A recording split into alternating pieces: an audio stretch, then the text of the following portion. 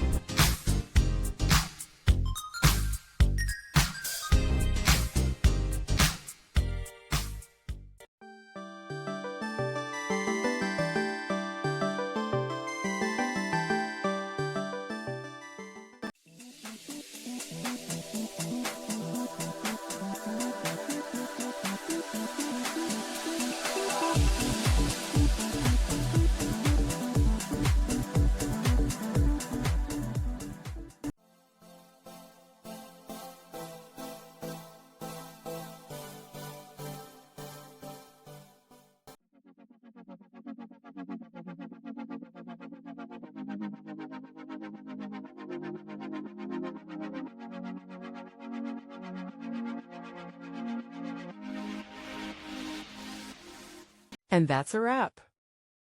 I hope you found the answer you were looking for. If you did, take a second to hit that subscribe button. It really helps out.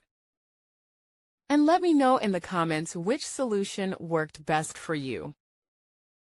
See you next time in the debug zone.